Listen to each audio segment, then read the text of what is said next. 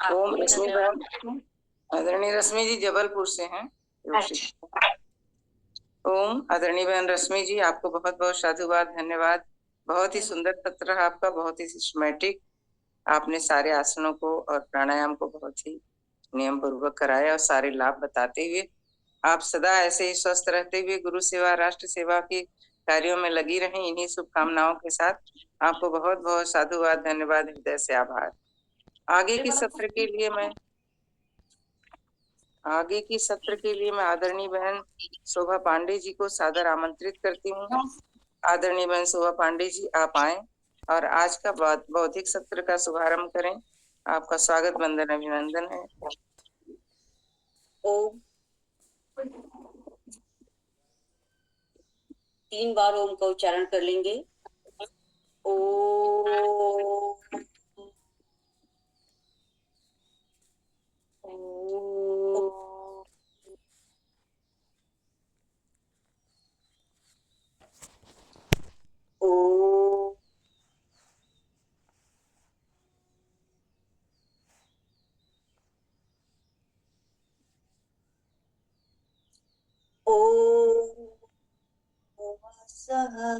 तत्सवितुर्वरेण्यं भर्गो देवस्य धीमहि धियो यो नः प्रचोदयात्। ओम। आदरणीय स्वामी जी के चरणों में कोटि कोटि प्रणाम। दीदी के चरणों में कोटि कोटि प्रणाम। हमारी सारी राज्य प्रभारी दीदी को नमस्ते, कोटि कोटि प्रणाम। और हमारी सारी कार्यकारिणी बहनें, संवाद प्रभारी बहनें और मीडिया प्रभारी बहनें, सभी मेरे साथी साधक भाई बहनों को भी मेरा प्रणाम। चलिए आज हम सत्र की का प्रारंभ करते हैं। आज का विषय है प्राण। उपनिषदों में प्राण को ब्रह्म कहा गया है। प्राण शरीर के कण कण में व्यक्त है। आप लोग अपने अपने कॉपी पेन उठा लीजिए, इसको आपको थोड़ा सा लिखना पड़ेगा। ये प्राण एक महत्वपूर्ण विषय है। सब ठीक है, फिर से मैं शुरुआत करती हूँ। उपनिषदों में प्राण को ब्रह्म कहा है।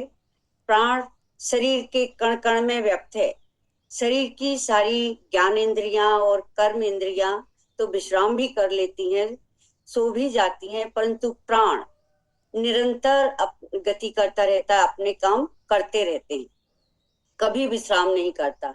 यह दिन हो या रात हो, हमेशा चलायमान रहता है, गतिमान रहता है। इसीलिए इसको कहते हैं चरैवेति। चरैवेति है इसका मूल मंत्र होता है। जब तक हमारे शरीर में प्राण शक्ति है, हमारा शरीर जीवित है। जैसे ही हमारी प्राण शक्ति खत्म होती है, हम निर्जीव कहलाते हैं। हमारा शरीर काम करना बंद हो जाता है, शरीर निर्जीव हो जाता है।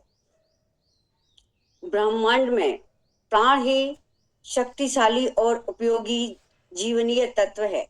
प्राण के आश्रय से ही जीवन है। प्राण के कारण ही पिंड है तथा ब्रह्मांड है। आहार के बिना तो हम लंबे समय तक रह सकते हैं, लेकिन प्राण के बिना हम कुछ ही टाइम रह सकते हैं। उसके बिना हम ज्यादा देर तक नहीं रह सकते हैं। प्राणिक ऊर्जा हमारे जीवन शक्ति तथा रोग प्रतिरोधक क्षमता का आधार है। सभी महत्वपूर्ण ग्रंथियां जैसे हृदय है, फेफड़े हैं, मस्तिष्क है, मेरुदंड है, आंखें हैं, आंखों से देखने का काम, कानों से सुनने का काम, नासिका से हमारी सूंघने का काम, वाणी से बोलने का काम, मुख पे आभा, ओज, तेज, मस्तिष्क में ज्ञान शक्ति एवं उदर में पाचन का कार्य, यह प्राण शक्ति के द्वारा ही संपादित होता है। यदि हमारी प्राण शक्ति खत्म हो जाती है तो ये सारे सिस्टम अपने आप खत्म हो जाते हैं। ठीक है, प्राण को ही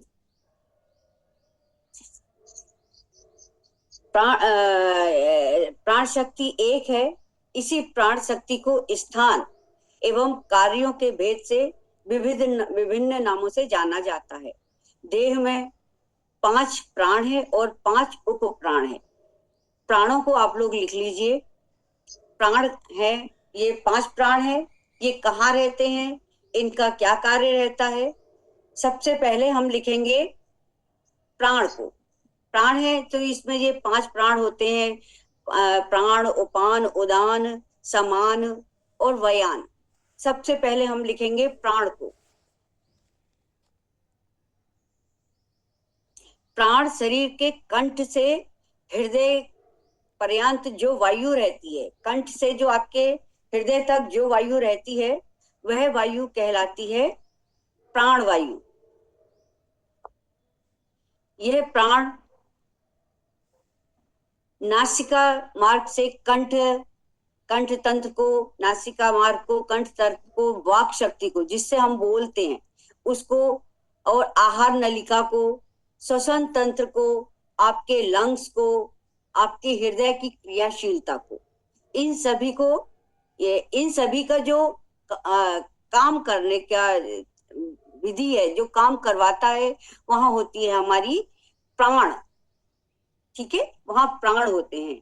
यदि इन्हीं में से किसी में कोई भी रुकावट आती है, जैसे आपको लंग्स की कोई प्रॉब्लम है, सांस लेने में दिक्कत होती है, तो यहाँ आपकी क्या है, प्राण शक्ति थोड़ी वीक हो जाती है, आपके लंग्स कमजोर हो जाते हैं, आप थोड़ा सा चलते हैं, थक जाते हैं, या आप अच्छे से अपनी बातों को नहीं रख पाते हैं। कई बार ऐसा होता है कि कई माता बहनाएं रहती हैं, उन पे कई काम थोपते जाते हैं, बोल नहीं पाती हैं, अपने मन की बात नहीं कर पाती। तो क्या होता है उसमें, यही आपको काम करती है। यही वायु के कारण आपकी यदि अनियंत्रित होती है, कम होती है, आपको इन्हीं के कारण ये सारी दिक्कतें आती हैं। दूसरा है अपान। अपान वायु कहाँ रहती है, आपकी नाभि के नीचे से मूलाधार तक। ठीक है, मूलाधार तो अब आप इतने दिन से पढ़ाई कर रहे हैं,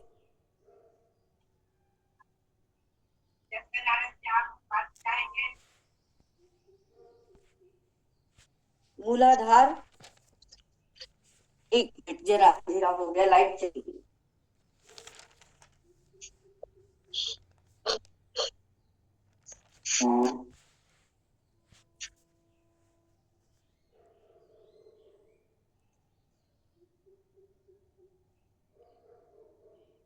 दीदी थोड़ी सी स्पीड थोड़ी स्लो कर दीजिए, लिख नहीं पा रहे हैं। थोड़ी स्पीड स्लो कर दें। जी जी जी। ठीक है। अपान, आपकी अपान वायु होती है आपकी नाभि के नीचे, मूलाधार आपके, यानी जैसे आपके ये दोनों ही मूल बंद जहां से लगाते हो, एनस हो गई, आपकी यूरिन वाली जगह हो गई, यहाँ तक ये पूरी रहती है। प्राण वायु, अपान वायु काम करती है। यह काम, इसका काम क्या है, ये मल को, मूत्र को, आपकी वायु को बाहर निकालती है, और जो बच्चा पैदा होता है, तो बच्चे को भी बाहर निकालने का काम आपकी अपान वायु ही करती है।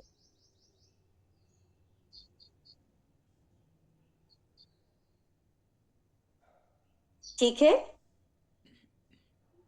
तीसरा है उदान।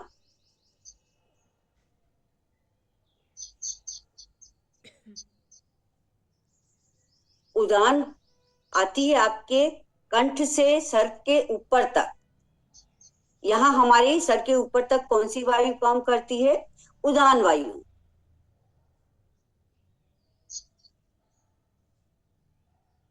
कंठ से ऊपर सिर के पर्यंत जो प्राण क्रियाशील होते हैं, उसे उदान कहते हैं।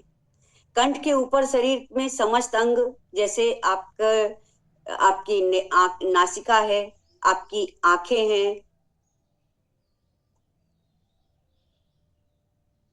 पूरा चेहरा है, उसमें तेज को लाती है, आभा प्रदान करती है। ये पिट्यूटरी और पिनियल ग्लैंड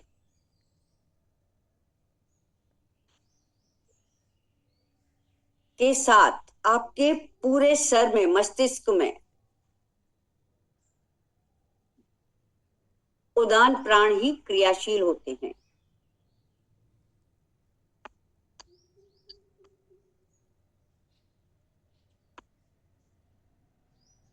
चौथा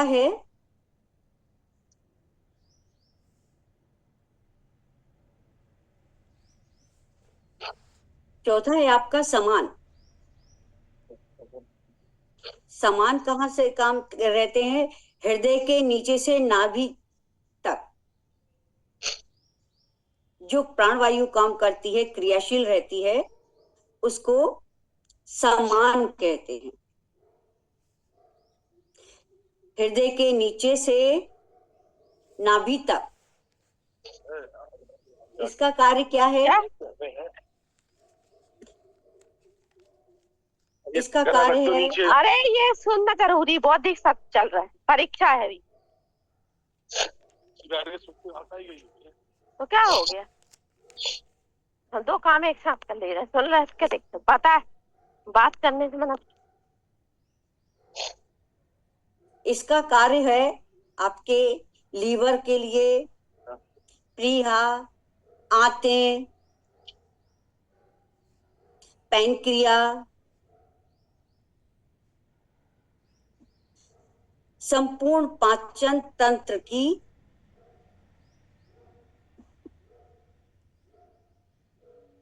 आंतरिक कार्य प्रणाली को नियंत्रित करता है।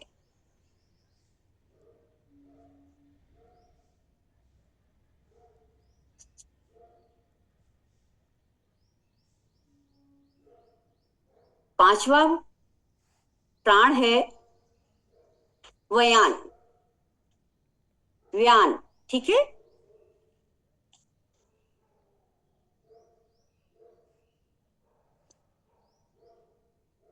यह जीवनी प्राण शक्ति पूरे शरीर में व्याप्त है।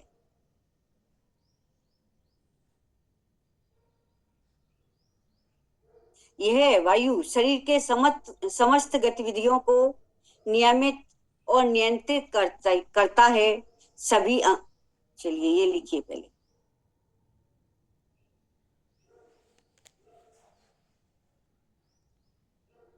सभी अंग, मांसपेशियां, तंतुओं, संधियां, नाड़ियों की क्रियाशीलता, ऊर्जा और शक्ति यही व्यान प्राण प्रदान करता है। दीदी फिर से बोल दीजिए। प्राणवायु को, व्यान को। हाँ जी, व्यान को। अच्छा, सभी अंग, जैसे आपकी मांसपेशियां हैं, तंतुओं को, आपकी ज्वाइंटों को, संधियों को, आपकी हड्डियों को, नस नाड़ियों में क्रियाशीलता, ऊर्जा एवं शक्ति यही व्यान प्राण प्रदान करता है। एक बार मैं थोड़ा सा ऐसे ही रिपीट कर देती हूँ। हमारे 5 प्राण कौन कौन से हैं? सबसे पहला है प्राण। प्राण से हमारे कहां से कहां तक रहता है? शरीर के कंठ से हृदय तक, ठीक है? इसका काम है, यदि हम यहाँ से गले से लेकेंगे हार्ट तक, तो हमारे कौन कौन से सिस्टम काम कर रहे हैं? आपका गला कर रहा है, ठीक है? आपका श्वसन तंत्र कर रहा है, आपका बोलते हैं, ये बोलने का तंत्र काम कर रहा है। आप यहाँ से खाते हैं तो आपकी अन्य नलिका काम कर रही है। आपके हार्ट के यहाँ क्या आ गए?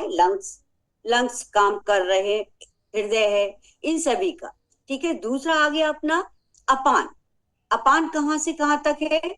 नाभि से लेके मूलाधार तक जो वायु काम करती। तो नाभि के नीचे क्या क्या है हमारा? नाभि के नीचे जो काम करता है, तो ये क्या करती है? हमारे शरीर से गंदगी को बाहर निकालता है। जैसे यूरिन के द्वारा आपके बाहर निकालेगा, आपके स्टूल के द्वारा बाहर निकाल देगा। बच्चा जो पैदा होता है, बच्चे को प्रेशर जो लगता है, उसमें भी आपको अपान वायु काम करती है। शरीर के निचले इन हिस्सों में जैसे आपको अपान वायु। फिर आ गया आपका उदान।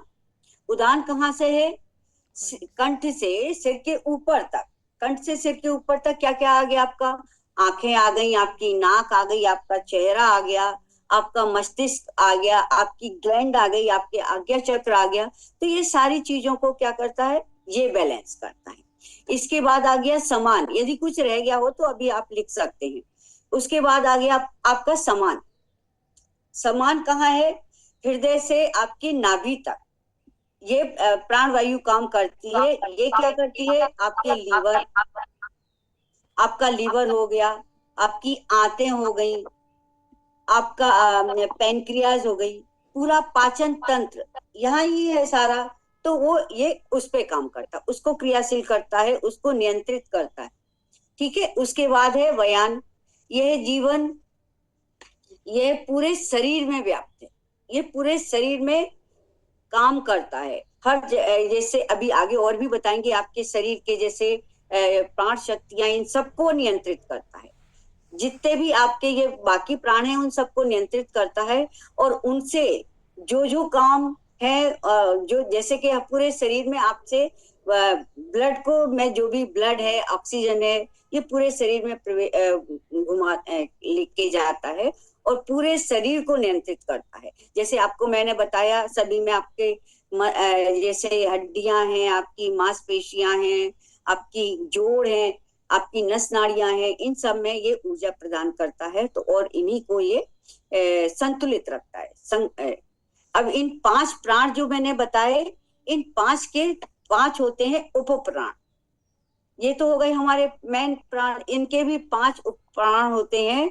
वो होता है देवदत्त, नाग, क्रकल, कुर्मा एवं धनंजय। ठीक है। मैम फिर से बोल देवदत्त, दीजिए। हाँ हाँ, देवदत्त, नाग, क्रकल, कूर्मा एवं धनंजय। दीदी कूर्मा है या जो पूर्मा? क्रमशः जैसे, जी, कूर्मा है या पूर्मा? कूर्म। ठीक। ठीक है। जो हमको जैसे छींकते हैं, पलक झपकते हैं, जवाई लेते हैं, खुजली करते हैं, हिचकी लेते हैं, इन क्रियाओं को संचालित करते हैं।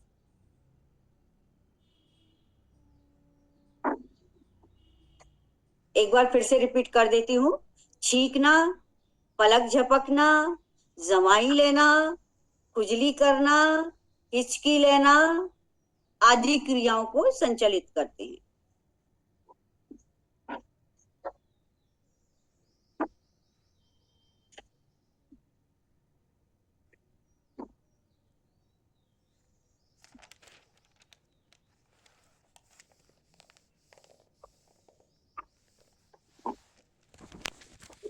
ठीक है।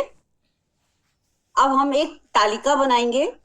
आप ऐसे सीधे से खींच लीजिए लाइन, 3 बड़े कॉलम बना लीजिए।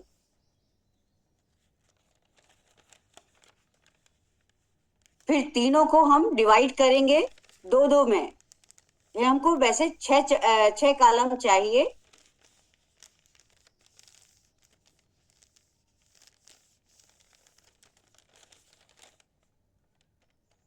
सबसे ऊपर लिखेंगे, पहले कॉलम में बना लिए आप लोगों ने। पहले कॉलम में लिखेंगे मुख्य प्राण।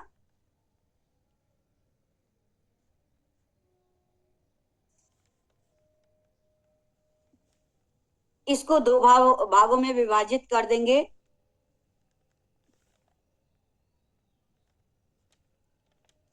पहले भाग में लिखेंगे नाम और दूसरे में लिखेंगे स्थान।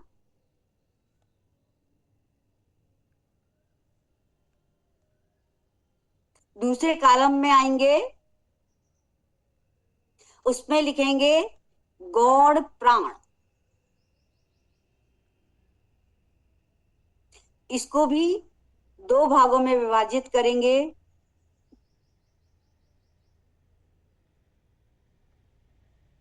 एक में लिखेंगे नाम दूसरे में लिखेंगे स्थान।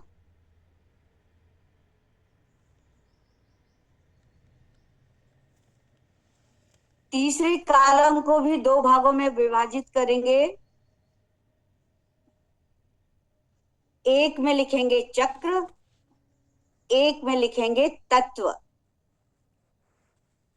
तीसरे में ऊपर क्या लिखेंगे दीदी? दो भागों के ऊपर ऊपर लिखिए प्राण, प्राण दर्शक तालिका या प्राण तालिका लिख लीजिए।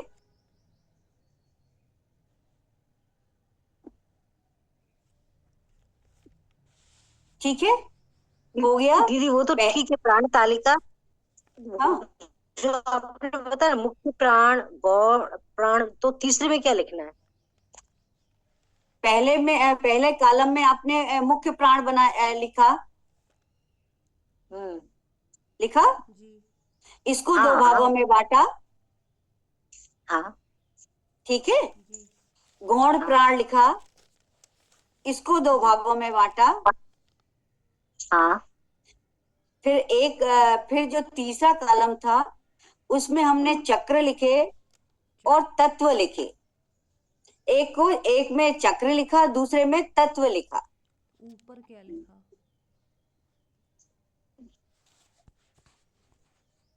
ठीक है, जैसे गौण प्राण लिखा है, ऐसे इसमें तीसरे कॉलम में ऊपर कुछ नहीं लिखेंगे, फर्स्ट प्राण, सेकंड प्राण, बस चक्र और तत्व लिखेंगे। दो ही कॉलम तो बनवाए हैं मैंने दीदी 3 बनवाए हैं, तीसरे में शायद आपने प्राण तालिका लिखवाया था। प्राण तालिका तो सबसे प्राण तालिका तो ये है आपके सबसे ऊपर, आप लिखेंगे प्राण तालिका। उसके बाद आपको खींचने हैं आपको 3 कॉलम बनाने हैं।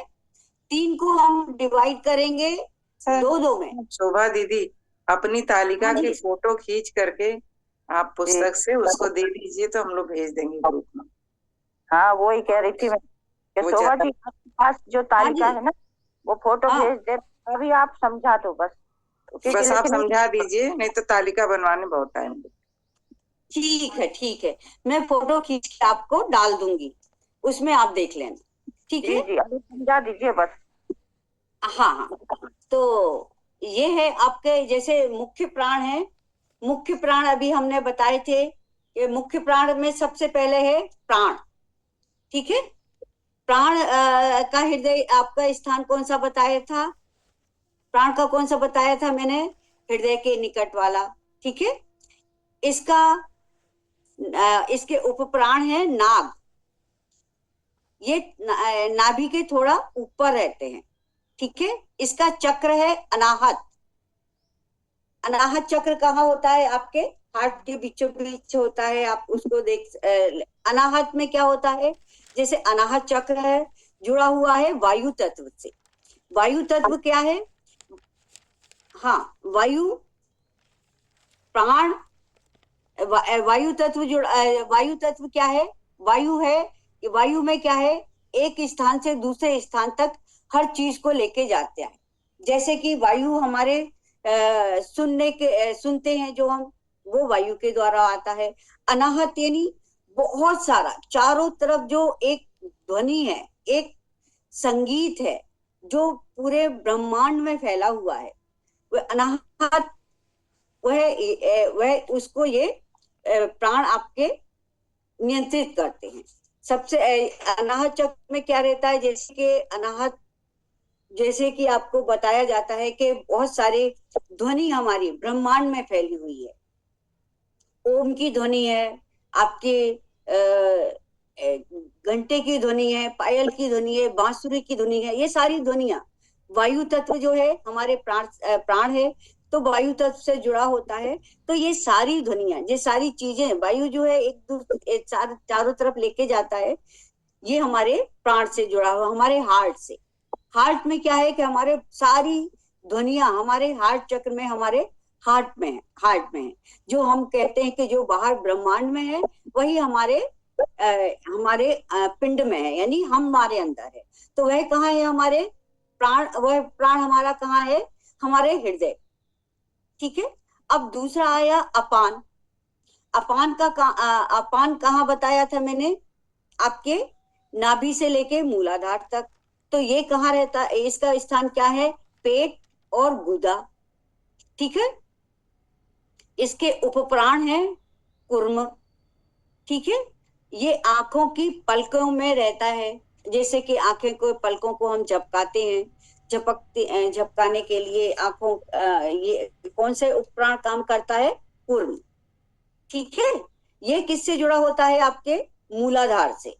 मूलाधार कहाँ होता है? आपको पता है मूलाधार आपका गुदाद्वार के और दोनों के बीच में जो स्थान रहता है वो आपका मूलाधार रहता है। ये कौन सा तत्व है? पृथ्वी तत्व। अपान मूलाधार का क्या काम है? ये आपको स्थिरता देता है। और पृथ्वी तत्व का क्या काम है? आपको स्थिरता देती है। आपको जो भी शरीर को पोषित करती है, आपके शरीर को पोषित करती है मूलाधार से। आपके शरीर से गंदगी को बाहर निकालता है, आपके शरीर में स्ट्रॉन्ग करता है। और आपके है, आपके पैरों का दर्द है, कमर का दर्द है, इसी से संचालित होते हैं, ये अपान वायु से।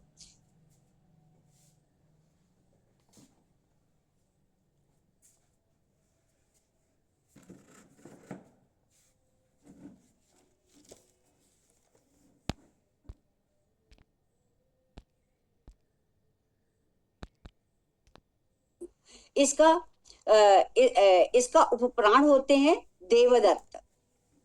ये श्वास नली के ऊपरी किनारे और गले में होते हैं, ठीक है। इसका चक्र कौन सा होता है? विशुद्धि चक्र। ये आपने चक्र सारे पढ़े हैं। ये उदान वायु जुड़ी होती है आपके विशुद्धि चक्र से। विशुद्धि चक्र का तत्व कौन सा है? ये मैं बताना भूल गई कि ये 5 तत्व होते हैं हमारे। पांचों तत्व कौन कौन से होते हैं?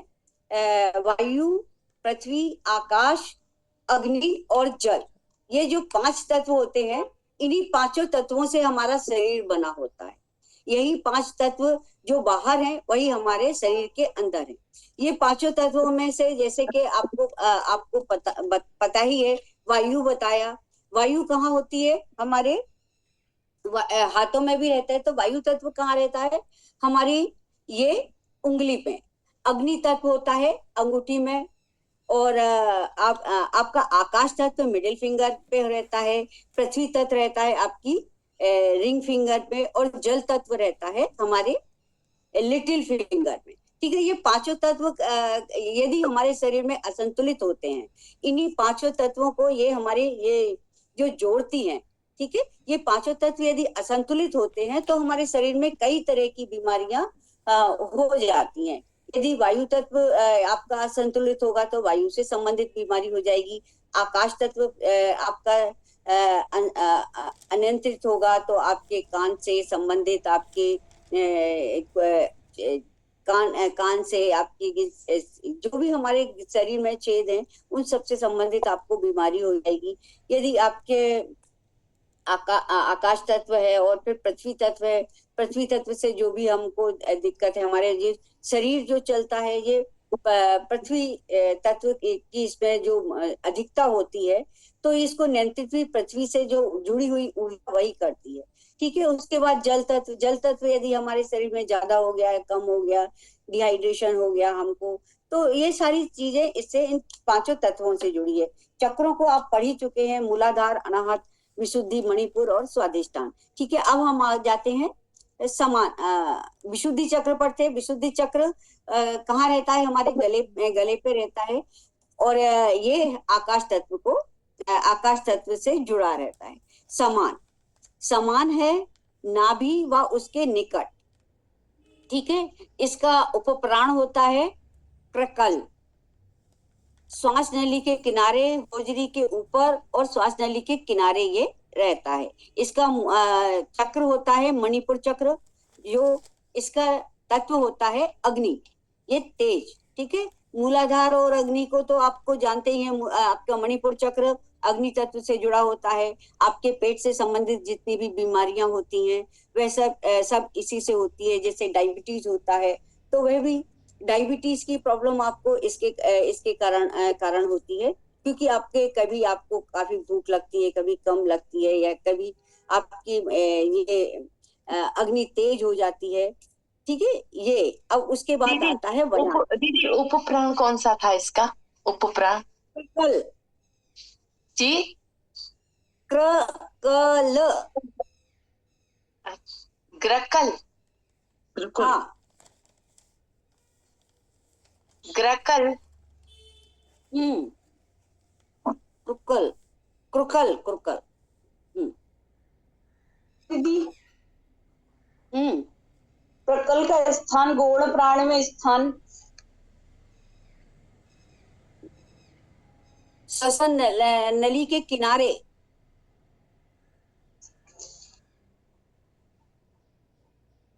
होजरी के पेट में, ऊपर।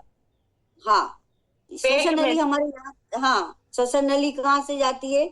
यहाँ से यहाँ तक रहती है, लंग्स तक।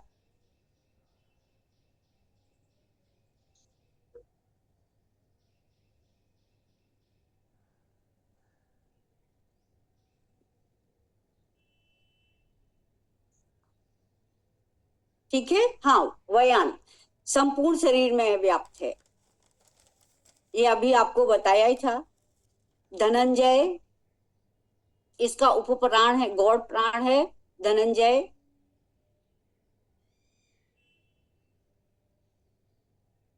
यह इसका स्थान रहता अस्थि, हड्डियां, मांस, त्वचा, रक्त तंतु,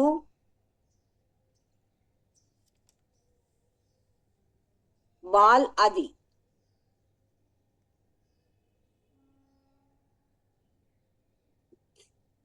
इसका चक्र है स्वाधिष्ठान,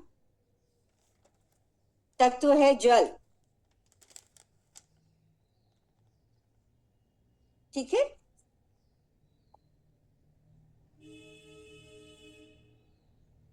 ये हो गए हमारे 5 प्राण। 5 प्राणों को आज हमने देखा।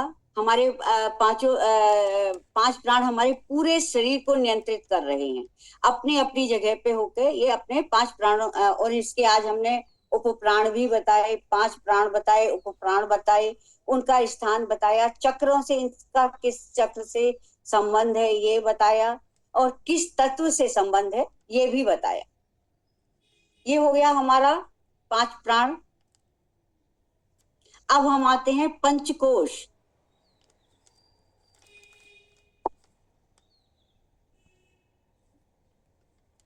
ठीक है, मनुष्य की आत्मा 5 कोशों से संयुक्त है, जिन्हें हम 5 शरीर भी कहते हैं। ये 5 कोश पहले मैं ऐसे ही बता देती हूँ। सबसे पहला होता है अन्नमय कोश, दूसरा प्राणमय कोश जो अभी हमने पढ़ा है, तीसरा होता है मनोमय कोश, चौथा होता है विज्ञानमय कोश, और 5वां होता है आनंदमय कोश।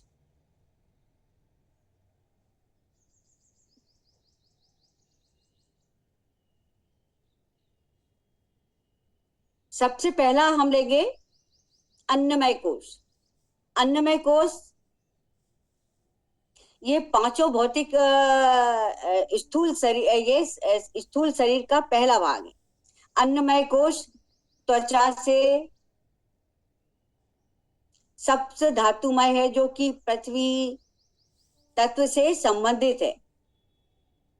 यह पोषित होता है हमारे नियमित आहार विहार, अन्नमय कोश पुष्ट होता है। अन्नमय कोश हमारी ये पूरा शरीर अन्नमय कोश से पोषित होता है।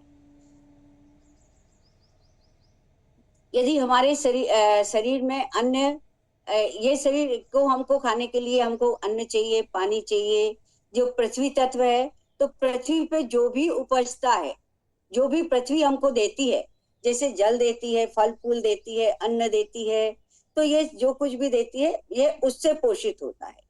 यदि हमारे इस शरीर को आहार नहीं मिलता है तो कुछ ही दिनों में धीरे धीरे धीरे धीरे ये खत्म हो जाएगा। ठीक है, दूसरा हमने अभी क्या समझा था, प्राणमय कोश। दूसरा भाग है हमारा प्राणमय कोश। प्राणमय कोश शरीर और मन के मध्य में प्राण मध्य होते हैं। शरीर है, इसके बाद और शरीर और मन के बीच में हमारे क्या रहता है? प्राणमय कोश रहता है। प्राणमय कोश ज्ञान कर्म के संपादन का समस्त कार्य प्राण से बना है। ये प्राणमय कोश करता है। ठीक है। इसमें क्या होता है? इसमें जैसे अपने अभी पढ़े 5 प्राण होते हैं, 5 उप प्राण होते हैं। ये हमारी श्वसन क्रिया को संतुलित करता है, सांस लेते हैं। ठीक है। ये हमारे पूरे शरीर में रसों को संभाव से विषक्त करता है और पूरे शरीर में वितरित करता है। देह इंद्रियों का तर्पण करना, रक्त के साथ मिलकर देह में चारों तरफ घूम कर मल का निष्कासन करता है। जो देह के विभिन्न भागों में रक्त आ जाता है, देह के भागों में उपभोग करना और इसका कार्य रहता है। यदि इसको हम कैसे करते हैं? इसको नियमित अभ्यास से प्राणमय कोश को शक्तिशाली बना सकते हैं। जैसे कि हम यदि रोजाना प्राणायाम का अभ्यास जो करते हैं, वो किस लिए करते हैं? प्राणों के आयाम को बढ़ाने के लिए। प्राणायाम में क्या होता है? हमारी एनर्जी बॉडी, यानी हमारी जो प्राणमय शरीर है, ये हमारे आयाम यानी इसको बढ़ाने के लिए हम प्राणायाम करते हैं। ठीक है। दूसरा है हमारा मनोमय कोश। मनोमय कोश होता है सूक्ष्म शरीर के बाद यह पहला क्रिया प्रधान भाग होता है।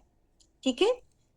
सूक्ष्म शरीर सबसे पहला आया अपना अन्नमय कोश, दूसरा आ गया हमारा प्राणमय कोश, अन्नमय कोश के बाद आता है प्राणमय कोश, तीसरा है हमारा क्रियाशील मनोमय कोश। ये क्रिया प्रधान भाग है। ठीक है।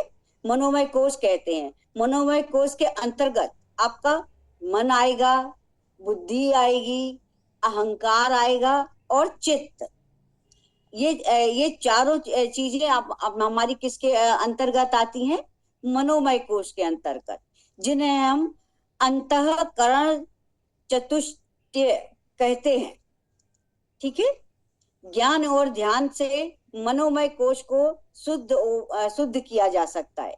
5 कर्म इंद्रियां जिनका संबंध बाहर जगत से के व्यवहार से अधिक होता है। हमारी 5 कर्म इंद्रियां कौन सी होती हैं? हमारी 5 ज्ञान इंद्रियां और 5 होती हैं कर्म